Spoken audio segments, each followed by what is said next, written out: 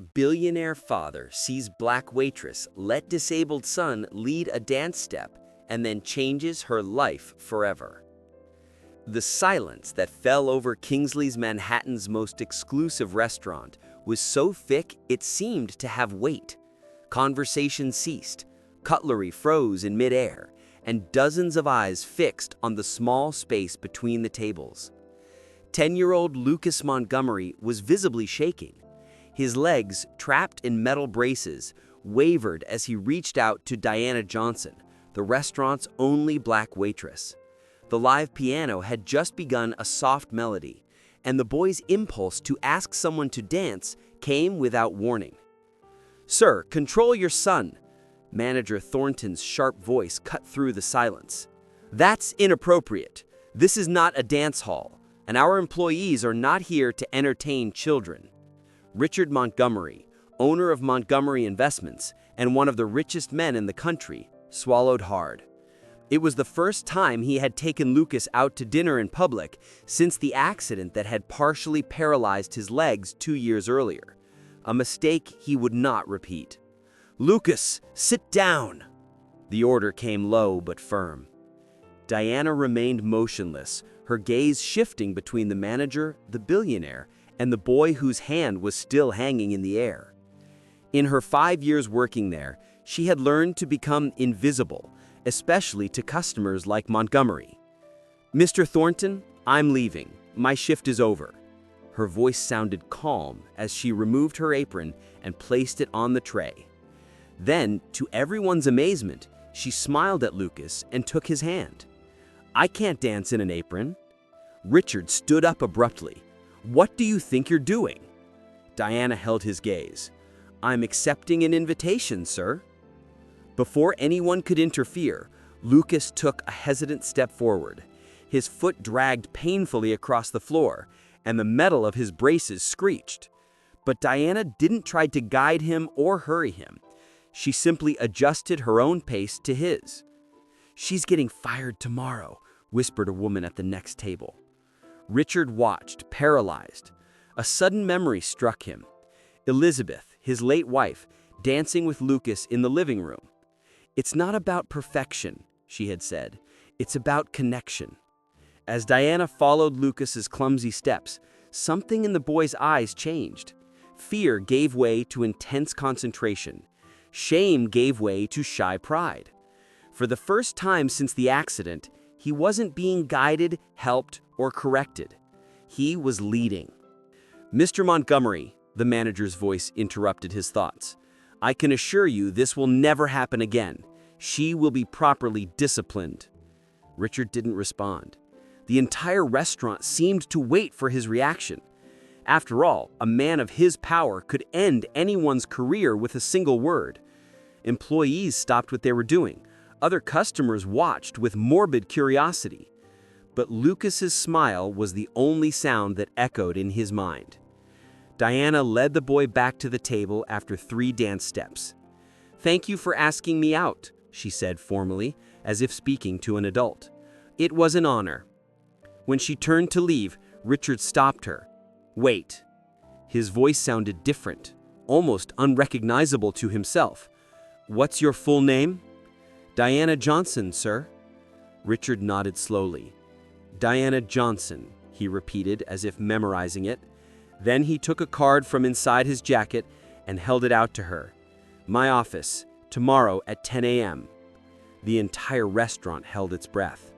Diana accepted the card without showing any emotion, but her hand trembled slightly. "Dad," Lucas called as she walked away, "why did you do that?" The question hung in the air like an accusation.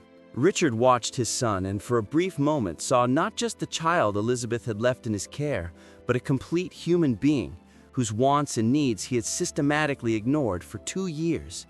As dinner proceeded in awkward silence, no one noticed Diana's glance before she left, not out of fear or resignation, but out of a calm determination that contrasted with the storm brewing in Richard Montgomery's eyes. If this story about dignity and transformation is already touching your heart, don't forget to subscribe to the channel to follow how a simple gesture of respect can spark a silent revolution, capable of transforming lives forever. The lobby of Montgomery Tower sparkled with its glass and marble walls reflecting the morning sunlight. Diana Johnson immediately felt out of place in her best outfit, a navy blue skirt and white blouse bought on sale. The people passing by wore clothes that probably cost more than her monthly rent. "Diana Johnson, to see Mr. Montgomery?"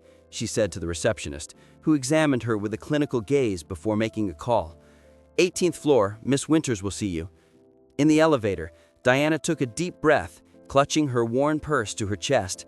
It wasn't fear she felt. It was a quiet determination that came from having faced worse, much worse. Miss Winters was a woman in her 40s, with a sharp gaze and impeccable posture. "Mr. Montgomery is in a conference call. Please follow me." As she walked through the mirrored hallways, Diana felt the curious stares of the employees. A black woman being escorted through the executive offices was a rare enough occurrence to cause speculation. "He had you fired, didn't he?" Winters asked suddenly when they were alone in a waiting room. "It happens. Powerful clients call and people like you lose their jobs." "People like me."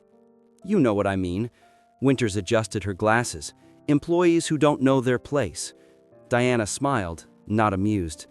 "And where exactly would that be?" Before Winters could answer, her phone rang. "He'll see you now." Richard Montgomery's office took up half the floor. Through the floor-to-ceiling windows, Manhattan looked like a distant playground.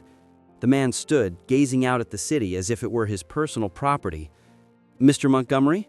Diana greeted him formally. Richard turned, his face a mask of studied control. "Miss Johnson, thank you for coming." He pointed to a chair. "Please." The silence that followed was calculated, a tactic Diana recognized immediately. It was the kind of silence designed to make nervous people talk too much, incriminate themselves. "Do you have a background?" Richard finally asked. "Excuse me?" "Education? College?" Diana kept her gaze steady. "Bachelor's degree in child development from NYU. Incomplete master's degree in special education." Something flashed across Richard's face. Surprise, perhaps. "And you work as a waitress?" "I work 3 jobs, actually. The restaurant, a bookstore on weekends, and as a tutor when I can get students." Richard moved to her table, picking up a folder. "I did some research on you, Miss Johnson. I wanted to understand who the person was who," he hesitated, "danced with my son." He opened the folder, revealing printed photos of a community center.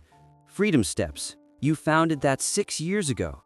Diana sat up straighter in her chair. "I co-founded it with my sister Zoe, a dance program for children with physical disabilities." Richard leafed through some documents, "which is now about to close, due to lack of funding." Diana showed no surprise. Of course he would find all that out in less than 24 hours. "I didn't come here to ask you for money, Mr. Montgomery." "Then why did you come?" "Because you invited me." Richard laughed softly, a joyless sound. "Fair enough." He stood up again, restless. "I want you to work for me." Diana blinked, genuinely taken aback. "As a waitress in your house?" Richard's face hardened. "As a therapeutic companion for Lucas." His son's name seemed difficult for him to say. Diana noticed how his eyes momentarily drifted to a photo on the table. A smiling woman holding a baby. "I have the best specialists in the country," Richard continued. "Physical therapists, neurologists, psychologists. But what you did yesterday," he paused, as if the words betrayed him. "It was just a dance, Mr. Montgomery." It was the first time I've seen him smile since the accident. The admission was painful. "I don't want a dancer for my son. I want someone who can do what you did. Follow, not lead." Diana studied the man in front of her. Beneath the facade of power and control, she saw what others might not: a desperate, lost father. "I can pay you 5 times what you're making now." Diana stood up. "No." Richard looked shocked, like someone unaccustomed to hearing that word. "I don't work for people who see only my color or my social class before they see my competence," she explained calmly. "And I definitely don't work for people who try to buy solutions to emotional problems." Richard's face flushed. You're turning down an offer that would solve your financial problems? Out of pride. Out of dignity, Diana corrected. And because your son deserves more than someone hired to pretend to care. She walked to the door, then paused. Lucas doesn't need more experts. He needs space to lead his own life. You don't know my son. No, Diana agreed. But I know people like him. People whose physical limitations are nothing compared to the invisible cages we build around them. She took a card from her purse and placed it on the table. Freedom Steps classes on Tuesdays and Thursdays, 4 p.m. If you'd like to bring Lucas, the first class is free. As Diana left, she passed Winters, who had obviously been listening behind the door. You just turned down an offer from Richard Montgomery? She whispered incredulously. Are you crazy? Diana smiled. Maybe, but I'd rather be crazy than be property. The following Wednesday, Diana was at the reception desk of the community center when Zoe, her sister and co-founder of the project, came running up. There's a Bentley parked outside, she whispered, nervously adjusting her hijab, and you won't believe who's inside. Through the window, Diana saw the luxurious car. Lucas was in the back seat, looking anxiously out the window.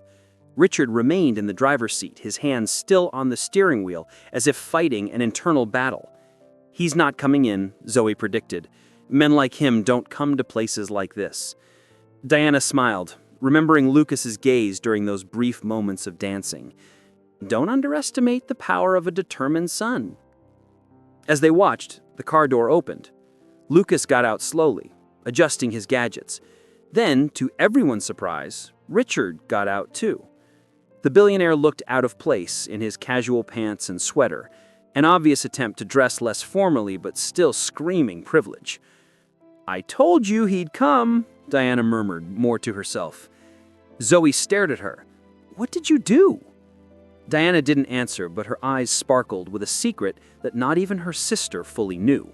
In her tiny apartment in the Bronx, hidden under her bed, was a notebook filled with notes about children like Lucas and men like Richard Montgomery. Years of observation, research, and a plan that had begun with a simple acceptance of an invitation to dance.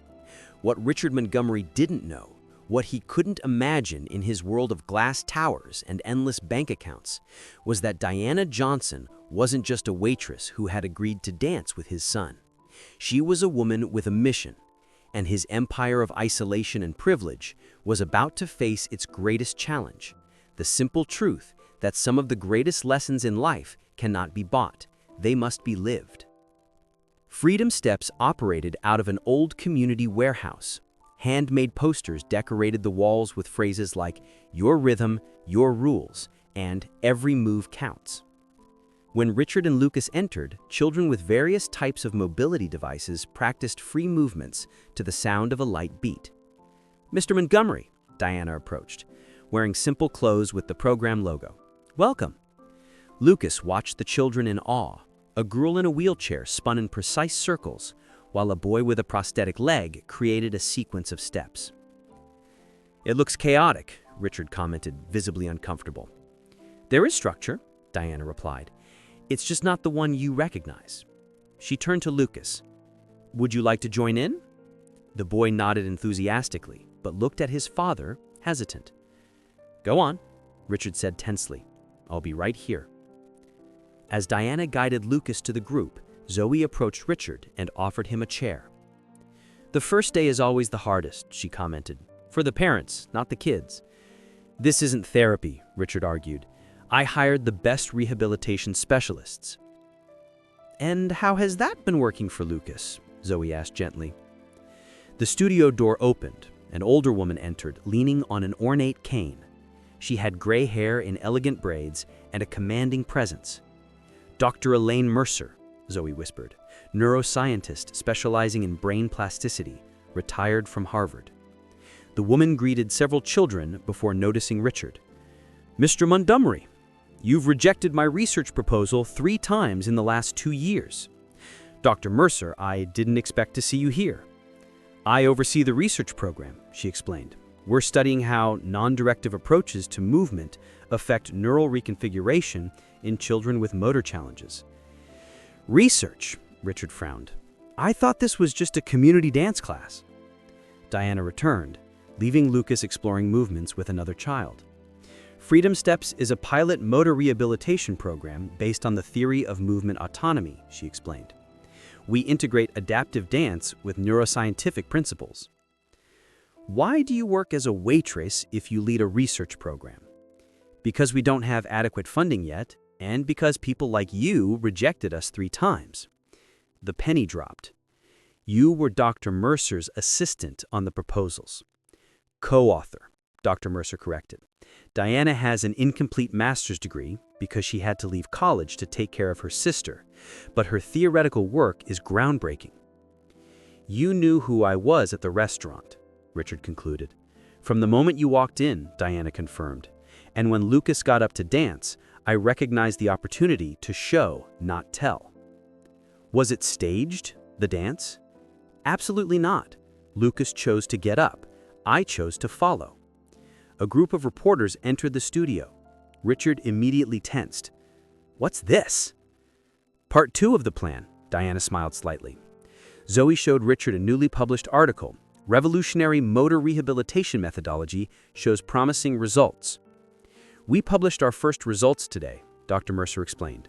And we invited the press. You used my son for a public relations stunt?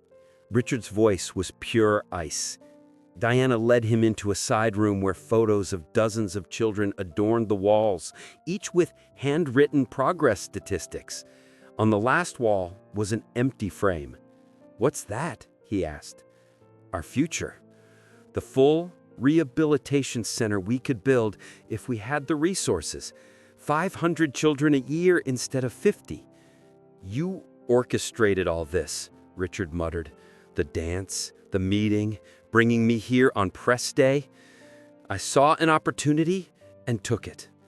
4 months ago, when you canceled our meeting without reading the proposal, I promised myself I'd find a way. Diana, Zoe interrupted. It's Lucas. They rushed back. Lucas was in the center of the room, surrounded by other children. Someone had turned off the music, and everyone watched in silence. The boy had removed one of his braces and was trying to balance on just one support. Lucas! Richard started forward, but Diana stopped him. Wait, she whispered. Watch.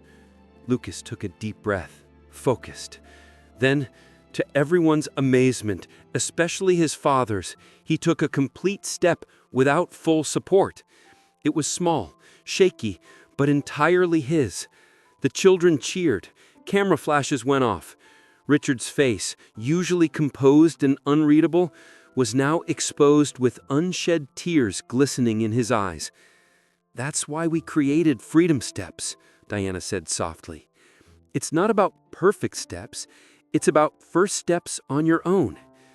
Richard watched his son, not as a problem to be managed, but as a complete person discovering his own strength. This could have been done without manipulating me, he said finally. It could have been if you had answered our calls or read our proposals 3 times. The reporters noticed Richard. A murmur grew as Lucas, oblivious to the tension, continued practicing his new step with an expression of pure concentration. Richard Montgomery was cornered. Before him lay 2 options: withdraw in anger, confirming to the press his reputation as cold and calculating, or embrace the moment his son had created. Between the power he had always wielded and the freedom his son needed, Richard found himself in unfamiliar territory, one where neither his money nor his influence defined the next step. The man who controlled every aspect of his life now faced a choice that no amount of wealth could buy. His gaze shifted between his smiling son and the reporters waiting for his reaction. Humility was not a virtue in his vocabulary, but as he saw the transformation on Lucas's face, something inside him began to break. The orchestra of power and privilege he was accustomed to played a different tune, and he had to decide, would he continue conducting or would he learn to follow? Richard Montgomery faced the reporters waiting for his reaction. His son had just taken a step on his own, in front of the cameras, And Diana Johnson had skillfully led him to this impossible moment. "Mr. Montgomery," a reporter approached, "could you comment on your presence at Freedom Steps today? Is it true that your foundation rejected funding this program 3 times?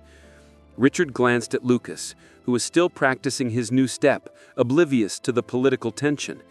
Then, to everyone's surprise, especially Diana's, he smiled.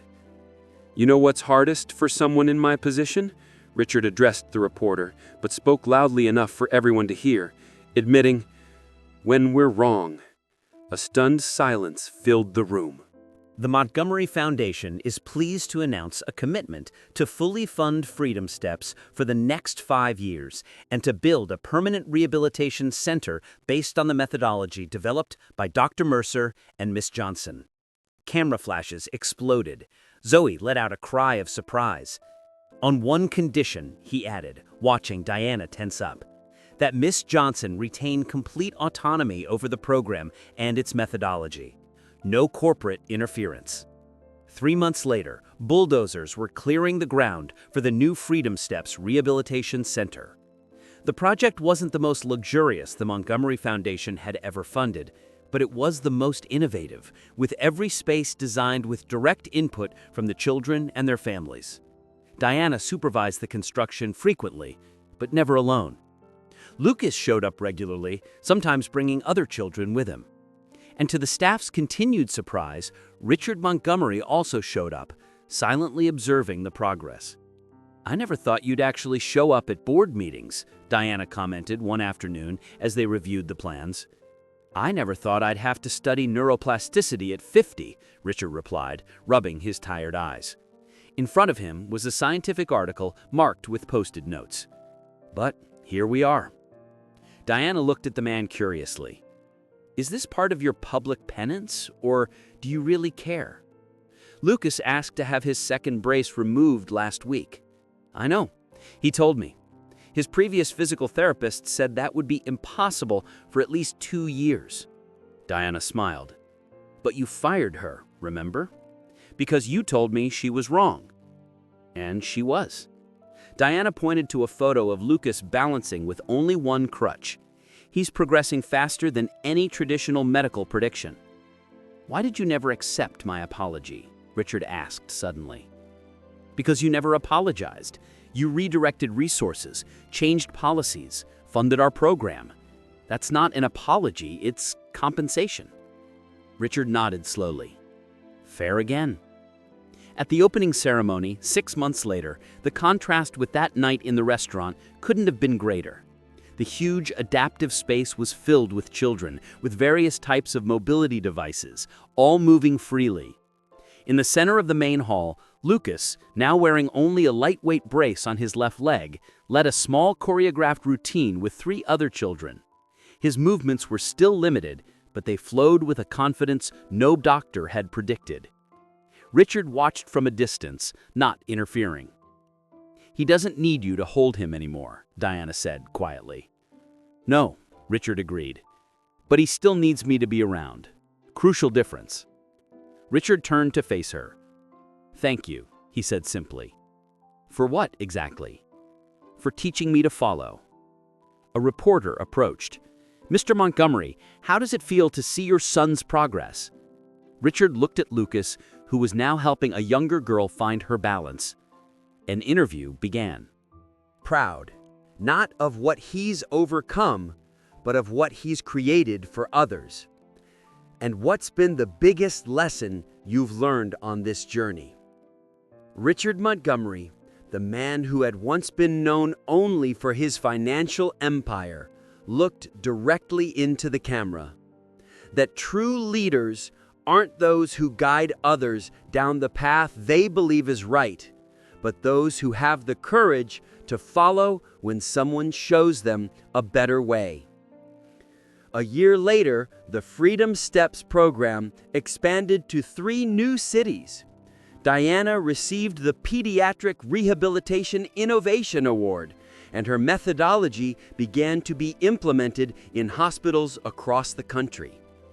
Lucas, now using only a light cane on difficult days, enrolled in regular school, and became a youth spokesperson for the program, inspiring other children to find their own pace. And Richard learned the hardest and most valuable lesson of all, that true power does not lie in controlling every move, but in knowing when it is time to take a step back and let others lead the way. In a world where powerful people rarely change their perspectives, and where those without power often remain in the shadows, the story of Richard, Diana, and Lucas reminds us that true transformation occurs when we cross the invisible boundaries that separate us. When a billionaire learns from a waitress. When a father follows in his son's footsteps. If this story about how a simple gesture of dignity changed lives forever touched your heart, be sure to subscribe to our channel, because we believe that the most profound revolutions don't start with grand manifestos or billion-dollar fortunes. They start when someone has the courage to take an authentic first step, and someone else has the wisdom to follow.